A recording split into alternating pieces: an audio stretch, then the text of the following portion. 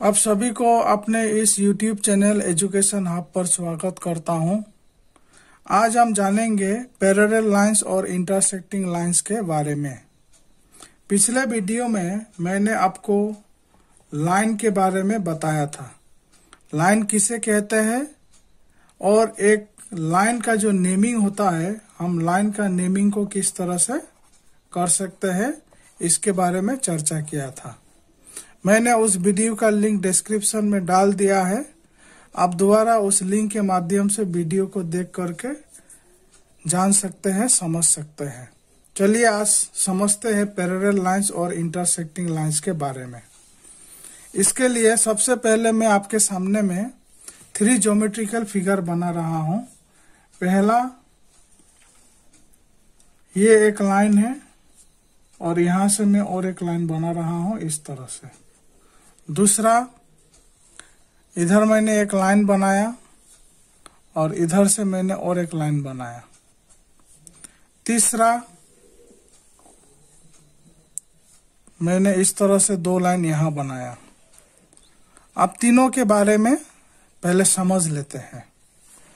यहां देखिए, पहले जो मैंने 2 लाइंस बनाया है, ये दोनों लाइंस आपस में एक दूसरे को टच कर रहा है, मीट कर रहा है इस पॉइंट पे। दोनों लाइन का जो मिलन हो रहा है, दोनों लाइन जो आपस में एक दूसरे को टच कर रहा है, इस पॉइंट पे टच कर रहा है। तो जहां पर 2 लाइन का मीट होता है, उस पॉइंट को कहते हैं पॉइंट ऑफ इंटरसेक्शन। ये जो इंटरसेक्शन वर्ड है, आप जब ज्योमेट्री का स्टडी आगे भी करते रहेंगे तो इस वर्ड का जो है कॉमनली इस्तेमाल होते रहता है। तो इंटरसेक्शन का क्या मतलब हुआ? एक ऐसा पॉइंट जहां पे 2 या 2 से अधिक लाइन का मीटिंग होता है। इस फिगर को भी देख लीजिए। ये देखने से तो ऐसा प्रतीत हो रहा है कि ये दोनों का जो है आपस में कहीं पर भी जो है मीटिंग नहीं हो रहा है, मीट नहीं हो रहा है। लेकिन क्योंकि मैं पिछले वीडियो में लाइन के बारे में बता चुका हूं कि यह एक ऐसा ज्योमेट्रिकल फिगर है जो अपने दोनों डायरेक्शन में एंडलेसली एक्सटेंड करते रहता है। तो अगर हम इसको एक्सटेंड कर देंगे इस तरह से आगे की ओर, तो आपको तुरंत दिखाई देगा कि ये दोनों लाइन भी जो है एक दूसरे को इस पॉइंट पे मीट कर रहा है। तो ये पॉइंट हो गया इस दोनों लाइन के लिए पॉइंट ऑफ इंटरसेक्शन। अब हम तीसरा केस लेते हैं। इसमें भी 2 लाइन है। अब ये दोनों लाइन को आप जितना भी एक्सटेंड कर लीजिए दोनों दिशा में, इन बोथ द डायरेक्शन, आप ये देख सकते हैं कि इनका कहीं पर भी जो है मीटिंग नहीं हो रहा है। दोनों एक दूसरा को कहीं पर भी एक दूसरे को टच नहीं कर रहा है। तो इस तरह से हमारे पास में 3 तरह का पिक्चर आपके सामने है। आप देख रहे हैं कि पहला 2 पिक्चर में 2 लाइंस आपस में एक दूसरा को इंटरसेक्ट कर रहा है, और ये जो दूसरा जो मैंने यहाँ बनाया है, ये 2 लाइन आपस में कहीं पर भी किसी भी हालात में, किसी भी सर्कमस्टांसेस में एक दूसरे को मीट नहीं कर रहा है। तब अब हम जानेंगे कि पैरेलल लाइंस और इंटरसेक्टिंग लाइंस किसे कहते हैं। जब 2 लाइन आपस में, 2 या 2 से अधिक लाइन आपस में एक दूसरा को किसी एक पर्टिकुलर पॉइंट पे मीट करता हो, टच करता हो, तो उस तरह का लाइंस को बोला जाता है इंटरसेक्टिंग लाइंस। तो मैंने जो पहला और दूसरा जो मैंने फिगर बनाया है, ये इंटरसेक्टिंग लाइंस का ही फिगर है। These 2 lines are intersecting lines and these 2 lines are also intersecting lines. अब हम इसमें अगर हम देखेंगे तो ये कहीं पर भी जो है इंटरसेक्ट नहीं हो रहा है। तो जब दो या दो से अधिक लाइंस का कहीं पर भी इंटरसेक्ट नहीं होता है, कहीं पर भी मीट नहीं करता है, तो इस तरह के लाइंस को बोला जाता है पैरेलल लाइंस। अब पैरेलल लाइंस का जो है सबसे प्रैक्टिकल एग्जांपल आप देख सकते हैं रेलवे ट्रैक। रेलवे ट्रैक जो रेलवे पटरी होता है, ये जो है एक पैरेलल लाइन का सबसे बढ़िया एग्जांपल्स है। ये जो है ट्रैक जो होता है पटरी, ये आपस में कहीं पर भी आपको जो है एक दूसरे को मीट करते हुए आप नहीं पाएंगे। अगर इसमें से कोई भी एक पटरी थोड़ा सा भी टेढ़ा हो जाएगा, इस तरह से पैरेलल नहीं होगा, इंटरसेक्टिंग वाले मोड में होगा, तो डेफिनेटली जब उसमें से ट्रेन गुजरेंगी तो वो डिरेल हो जाएगा, यानी कि एक्सीडेंट हो जाएगा। तो ये बहुत ही प्रैक्टिकल एग्जांपल है पैरेलल लाइन का, जो हम कहीं पर भी देख सकते हैं। आगे बढ़ते हैं और पैरेलल लाइंस के बारे में कुछ और बातों को समझते हैं। इसके लिए चलिए फिर से हम दो पैरेलल लाइन ड्रॉ कर लेते हैं इस तरह से। और चलिए अब हम जो है इस लाइन का नेमिंग कर देते हैं एस ए बी, और ये दूसरे वाले लाइन का नेमिंग कर देते हैं पी क्यू। अब जो है अगर ये दोनों लाइन आपस में पैरेलल होता है तो हम इस तरह से लिखेंगे line A B is parallel to line P Q. तो ये तो मैंने एक सेंटेंस में लिखा, लेकिन इसको जो है हम सिंबॉलिक रिप्रेजेंटेशन देंगे, हम सिंबल में लिखेंगे। किस तरह से? लाइन ए बी और लाइन पी क्यू दोनों एक दूसरे का पैरेलल है, तो हम इसको इस तरह से लिख सकते हैं A B is parallel to P Q. तो ये जो सिंबल है, ये सिंबल है सिंबल ऑफ पैरेललिज्म, पैरेललिज्म का सिंबल है। तो जब भी दो लाइन आपस में एक दूसरे का पैरेलल होगा तो आप इस तरह का सिंबल यूज करके ये दिखा सकते हैं कि ये दोनों लाइन आपस में पैरेलल है।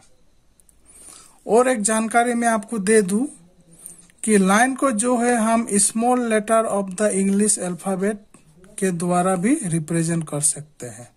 सपोज ये दोनों लाइन है, एक लाइन का नाम मैंने इंग्लिश लेटर एल लिखा और दूसरा लाइन का नाम मैंने एम लिखा।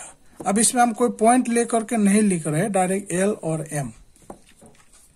तो अगर लाइन एल लाइन एम का पैरेलल होगा, line M is parallel to line M, तो इसको हम जो है सिंबॉलिक रिप्रेजेंटेशन में L is parallel to M. तो ये जो है मैंने आपको बता दिया है कि symbolic representation for the parallelism of two और मोर लाइंस आप इस तरह से लिख सकते हैं। आगे बढ़ते हैं। अब हम फिर से जो है दो पैरेलल लाइन बनाते हैं और इसके बारे में कुछ और जानकारी इकट्ठा करते हैं।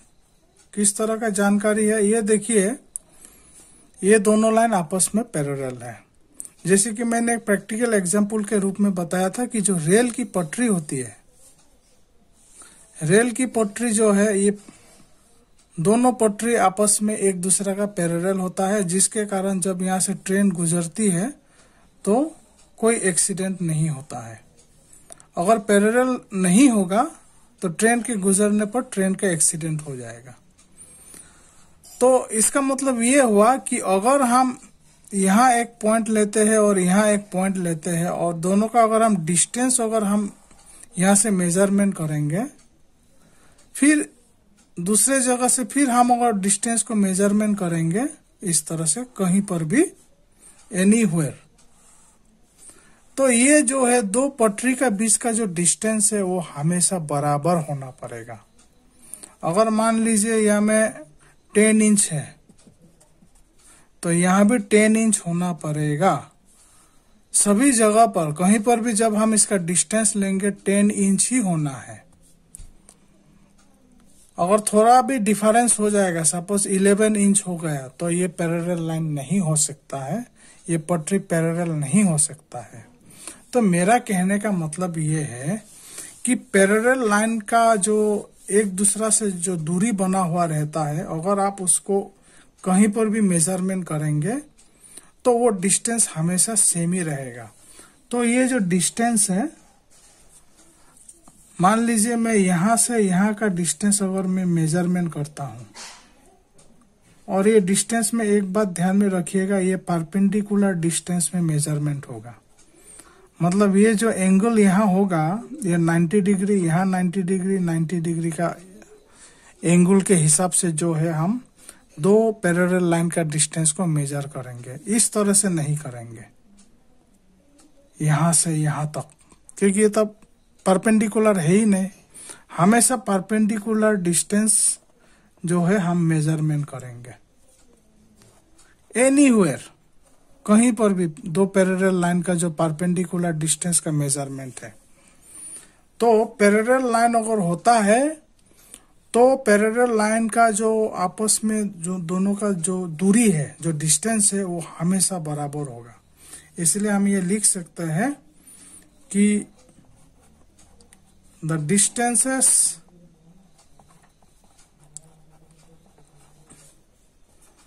Between two